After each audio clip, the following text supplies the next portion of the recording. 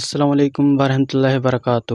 آج ہم جاننے والے ہیں ایک ایسی قرآن کی آیت جسے 3 مرتبہ پڑھنے سے اللہ پورے قرآن کا ثواب عطا کرتا ہے۔ آئیے جانتے ہیں بیان سے مولانا شاکر نوری صاحب کے۔ آئیے شروع کرتے ہیں بیان۔ جس دل کے اندر قرآن ہو وہاں رحمتوں کا نزول ہوتا ہے۔ دل کی بات عرض کر رہا ہوں، زبان کی بات نہیں۔ اب آئیے سمجھاتا ہوا تھوڑا آہستہ آہستہ چلوں۔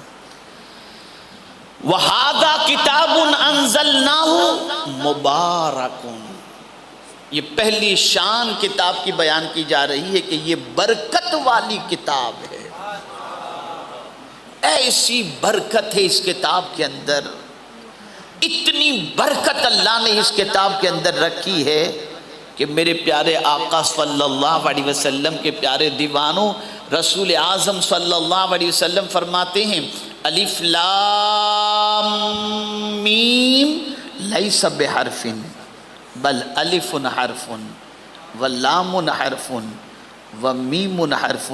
الف لام میم ایک حرف نہیں ہے بلکہ الف ایک حرف ہے، لام ایک حرف ہے، میم ایک حرف ہے، اور جب کوئی الف لام میم پڑھتا ہے تو اللہ اسے 30 نیکیاں عطا فرما دیتا ہے۔ برکت۔ اگر کوئی سورہ اخلاص کو 3 بار پڑھ لے تو اللہ نے ایسی برکت رکھی ہے کہ پورے قرآن کا ثواب عطا فرما دیتا ہے۔ یہ برکت والی کتاب ہے، اور اتنا تو ہر کوئی جانتا ہے کہ یہ برکت والی کتاب ہے، تبھی تو دکان میں پہلے رکھتا ہے۔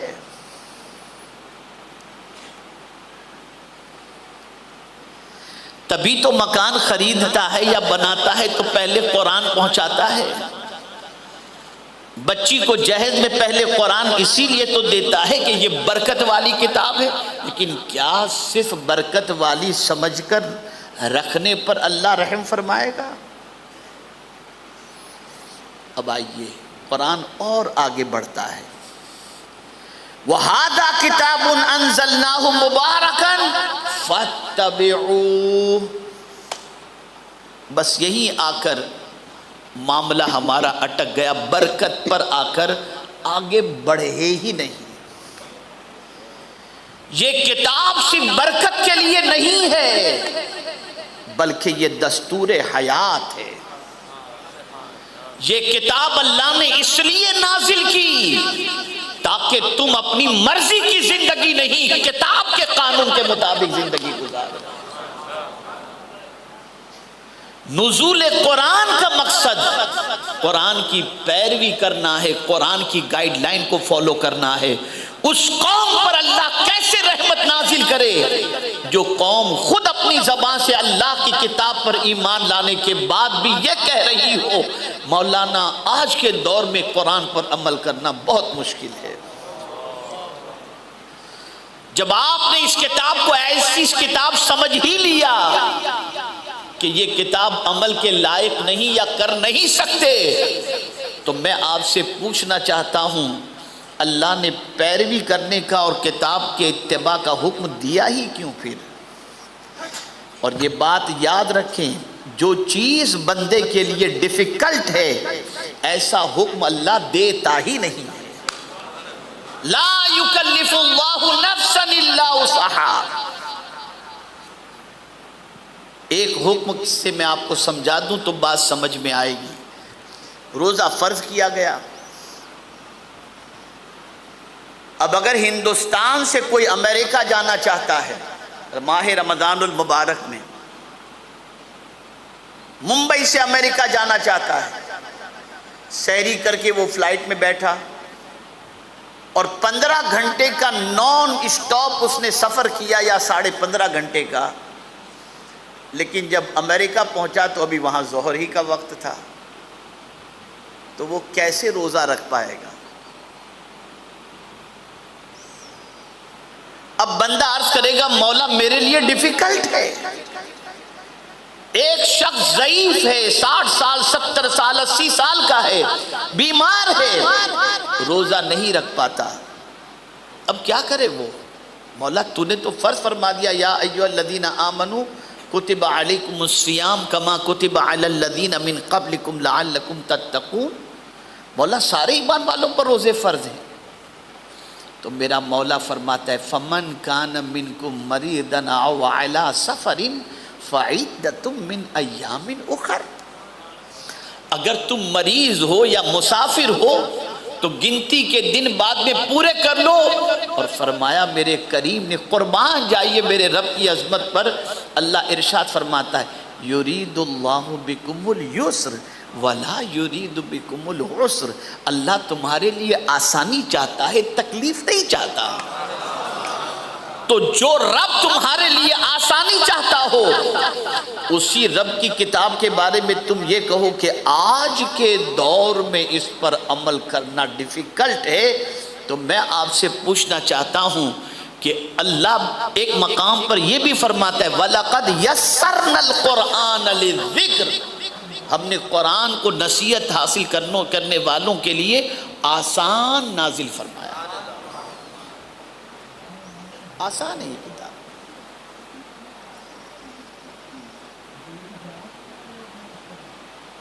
تو یہ قرآن سننے کے لیے صرف نہیں ہے,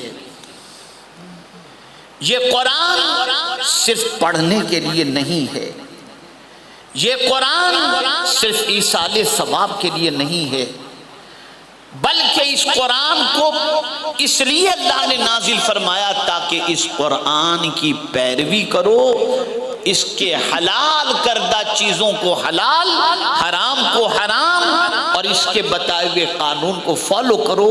اگر تم یہ کرو گے تو قرآن پر ایمان لانے کے ساتھ ساتھ ایمان کے تقاضوں کی تکمیل بھی پوری ہوتی دکھائی دے گی. میں سمجھاؤں, ایک دو واقعات سمجھاؤں گا تو بات اچھی طرح سے سمجھ میں آئے گی. اس کتاب کی پیروی کرنے کا حکم دیا گیا. کیسی پیروی ہوتی تھی, کس طرح سے پیروی ہوتی تھی؟ بیت المقدس کی چابی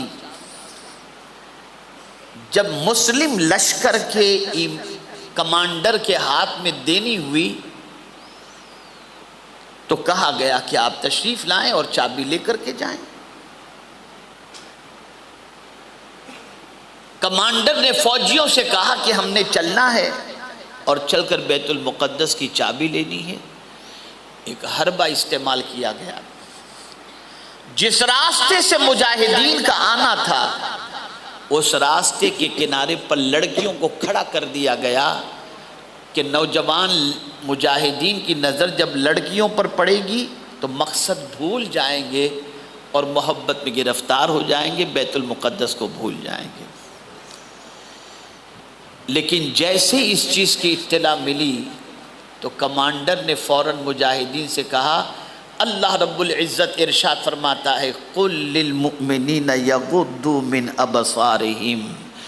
محبوب اپنے غلاموں سے کہہ دو کہ نگاہیں نیچی رکھیں.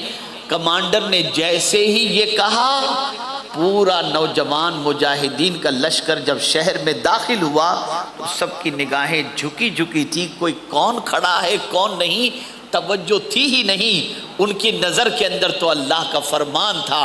نگاہ نیچی کیے جا رہے ہیں, بڑھ رہے ہیں, سب گزر چکے. آخری نوجوان جب باقی رہا تو ایک لڑکی سے برداشت نہ ہوا اور برجستہ اس نے کہا پتہ نہیں ان کی نگاہوں میں کون سمایا ہوا ہے کہ ہماری طرف نگاہ اٹھا کر دیکھتے تک نہیں. رک گیا وہ نوجوان اور کہا جن کی نگاہوں میں مدینے کے تاجدار کے جلوے موجود ہوں وہ کسی لڑکی کو دیکھ کر اپنے ایمان کو خراب نہیں کیا کرتا. قرآن پر عمل تھا, یہ قرآن پر عمل تھا.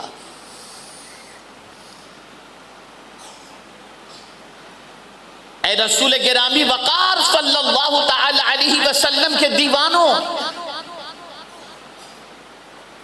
جب قرآن پر اس طریقے سے عمل تھا تو ایسے لوگوں کی نگاہوں میں اللہ نے تاثیر بھی ایسی رکھی کہ حضور صلی اللہ علیہ وسلم فرماتے ہیں اتقوا بفراست المؤمن فإنه ينظر بنور اللہ تعالی, کہ مومن کی فراست سے ڈرو کہ وہ اپنی آنکھ سے نہیں اللہ کے نور سے دیکھتا ہے. پھر وہ نگاہیں طاقتور ہو جاتی ہیں، ان نگاہوں میں تاثیر پیدا ہو جاتی ہے۔ اسی لیے کہا گیا نگاہیں مرد مومن سے بدل جاتی ہیں، تبدیل۔ آج تو ہم بچے کو آنکھ دکھائیں تو بچہ ہمارے سامنے آنکھ دکھاتا ہے، کیوں؟ اس لیے کہ ہماری نگاہیں آوارہ ہو گئیں۔ اب شبستانوں کے اندر رات کی تاریکی میں کیا دیکھا جاتا ہے اس کے بارے میں کہنے کی ضرورت نہیں۔ جو لوگ رات کی تاریکی میں اپنی آنکھوں کو گندی کرتے ہوں گے وہ اس چیز کے بارے میں سب سے زیادہ سمجھ سکتے ہیں۔ قرآن نے کہا نگاہوں کو نیچی رکھو۔ آئیے ایک اور ارشاد آپ کی سماعتوں کے حوالے کروں۔ معاشرے کے اندر آج کا مسلمان کہتا ہے مولانا سچ بول کر تو دال روٹی بھی نہیں ملے گی۔ آج کا کاروبار جھوٹ کے بغیر نہیں چلتا۔ آپ نے قرآن کو قابل عمل کتاب سمجھے ہی نہیں۔ رب تو فرماتا ہے وَاجْتَنِبُوا قَوْلَ الزُّورِ، جھوٹ سے پرہیز کرو، اور آپ کہتے ہو جھوٹ کے بغیر چل نہیں سکتا۔ کہاں سے اللہ کی رحمت نازل ہوگی؟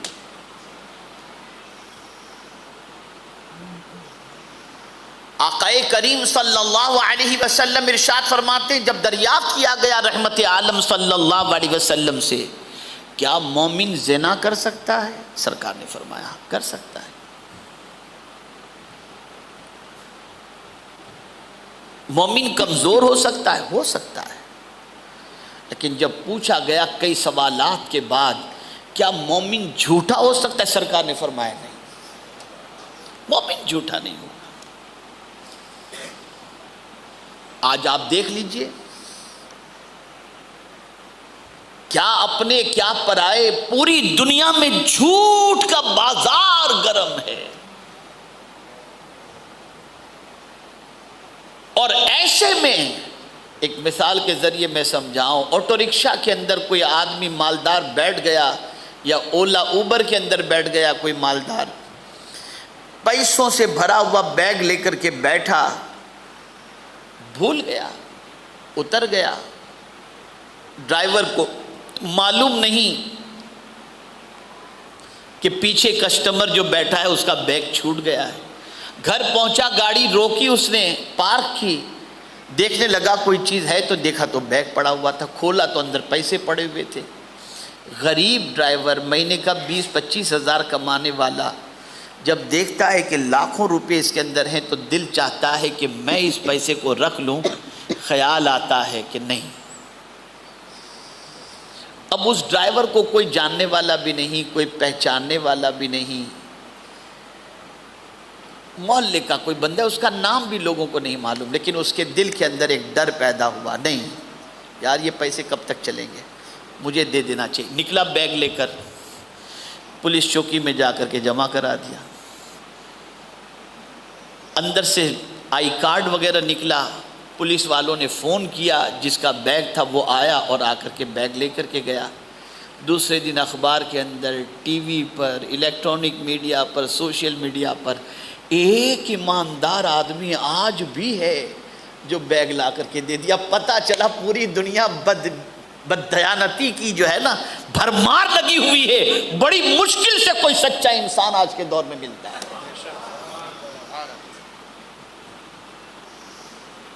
اب کمنٹ لوگ پاس کر رہے ہیں آج کے دور میں بھی ایسے، یعنی پتہ چلا جھوٹے دور کے اندر، جھوٹے ماحول کے اندر بھی آج بھی کچھ لوگ ایسے ہیں۔ تو اب آپ سوچئے ایسا ماحول بن چکا ہے،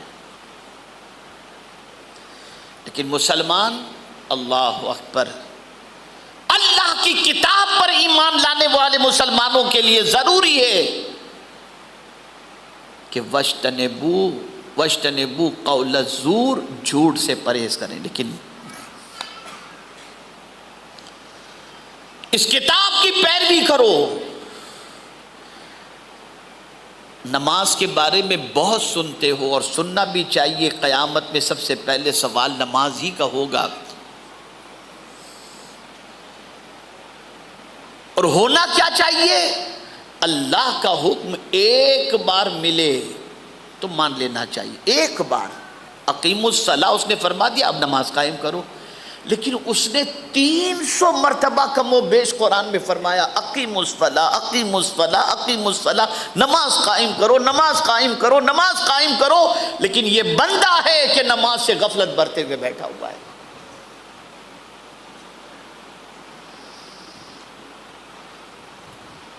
اب جس قوم کا مزاج ہی یہ بن جائے کہ اللہ کو تو ماننا ہے، اللہ کی نہیں ماننا، تو اس پر رحمت نازل کہاں سے ہوگی؟ کہاں سے نازل ہوگی؟ تو اللہ ارشاد فرماتا ہے وَهَذَا كِتَابٌ أَنزَلْنَاهُ مُبَارَكٌ فَاتَّبِعُوهُ، پیروی کرو اس کتاب کی۔ بیان اچھا لگا ہو تو ویڈیو کو لائک کریں، چینل کو سبسکرائب کر دیں اور بیل آئیکن ضرور دبا دیں تاکہ آنے والی ہر اسلامک ویڈیو آپ تک سب سے پہلے پہنچتی رہے اور آپ اس پر عمل کرتے رہیں۔ السلام علیکم ورحمۃ اللہ وبرکاتہ۔